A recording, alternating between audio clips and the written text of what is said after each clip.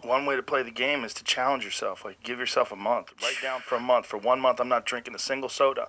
For 1 month, I'm going to do something, some exercise every day, and I'm going to write down what it is. For 1 month. The fucking game. Yeah.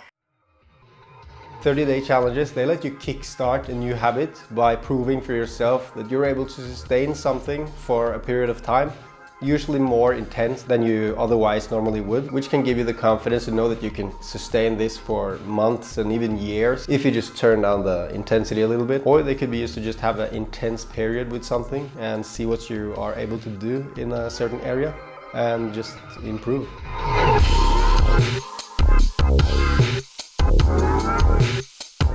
This is an example of how I have benefited from these types of challenges. It was around 8 years ago and I had already worked out on and off for a little while. And I decided that I should try to work out every day for 7 days consecutively. And this felt like a lot at the time. I had never done anything like that before.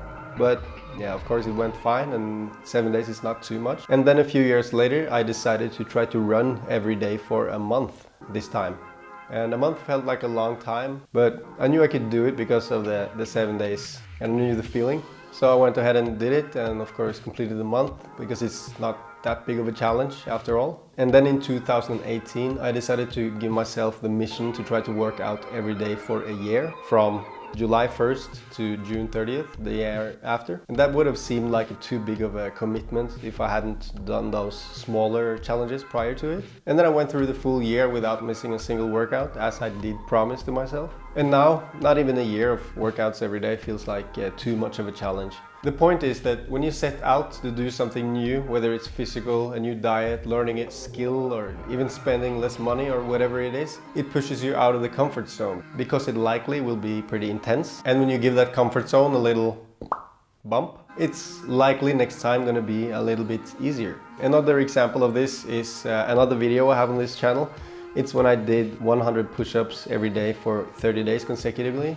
And it's not an extreme amount or anything, but nonetheless, I had never done that amount of push-ups before, partly because it's a pretty boring exercise. But now, 7 months after I did the challenge, I consistently do 100 push-ups as a part of my workouts, and it doesn't feel like a big amount anymore. You could say that these challenges take something that you perceive as hard and put them inside your repertoire of things that you're easily able to do. Or to put it a different way, you sort of go from the attitude of, oh, I don't know if I can do that, to sure, bring it on, it's no problem.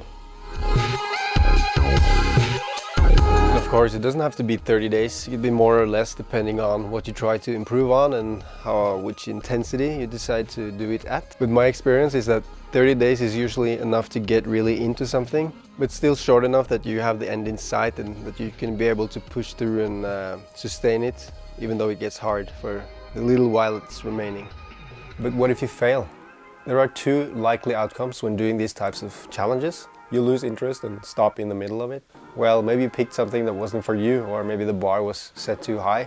Or you complete it, but you just never pick it up again. I've, for example, done a month of learning French, 30 minutes every day, but I haven't returned back to it because I wasn't eager enough to learn the language. I didn't lose anything, and learning is always good, so...